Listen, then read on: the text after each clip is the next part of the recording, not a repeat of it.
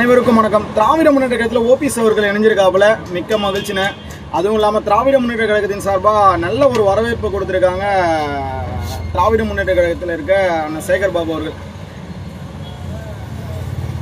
அறிவாலயத்தில் போயிட்டு நின்னாலே அது மாற்று கட்சியாக இருக்கட்டும் இல்லை எந்த கட்சியாக வேணா இருக்கட்டும், ஆனால் வரவேற்கிறதுல சிறப்பான ஒரு ஏற்பாடுகள் எல்லாம் நல்லா சிறப்பான முறையில் செய்வாங்க திராவிட முன்னேற்ற கழகத்தில் இருக்கவங்க. ஏன்னா அதற்காகவே பேர் போனவங்க. இது நல்ல மரியாதை எல்லாத்தையுமே திராவிட முன்னேற்ற கழகத்தில் மட்டுமே கொடுப்பாங்க. மற்ற கட்சியெல்லாம் கொடுப்பாங்களான்னு தெரியாது. பட் ஆனால் திராவிட முன்னேற்ற கழகத்தில் நாங்கள் கேள்விப்பட்ட வரைக்கும், நாங்கள் பார்த்த வரைக்கும் திராவிட முன்னேற்ற கழகத்தில் சிறப்பான ஒரு மரியாதையை கொடுப்பாங்க. அதை அண்ணன் தெரிஞ்சுட்டு தான் வந்து ஓபிஎஸ் அவர்கள் கரெக்டான ஒரு இடத்துல சேர்ந்துருக்காப்புல. அண்ணனுக்கு உண்டான மரியாதை கண்டிப்பாக கொடுப்பாப்புல நம்ம தளபதி ஸ்டாலின் அவர்கள். அவருடைய தலைமையில் 2026லேயும் இதே 2021 ஆட்சி அமைந்தது போல் 2026 ஆட்சி அமையும். ஏன்னா ஆட்சி அமையணும்.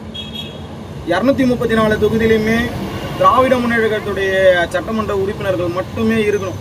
ஏன்னா நாடாளுமன்ற எலெக்ஷனில் 2024 நாடாளுமன்ற எலெக்ஷனில் எப்படி தட்டி தூக்குனாங்களோ அதே போல் 2026 சட்டமன்ற தேர்தலையும் திராவிட முன்னேற்ற கழகத்தின் சார்பாக 234 தொகுதியிலையுமே மாபெரும் வெற்றியை பெற்று நம்ம தளபதியை சிம்மாசனத்தில் அமர வைப்பாங்கன்னு நம்புகிறோம். அதுக்காக உழைச்சா போதும் அண்ணன் ஓபிஎஸ் அவர்கள். அவருக்குண்டான நல்ல மரியாதையை கண்டிப்பாக திராவிட முன்னேற்ற கழகத்தில் அளிப்பாங்கன்றது எல்லாருக்குமே தெரிஞ்சு போன ஒரு விஷயந்தான்.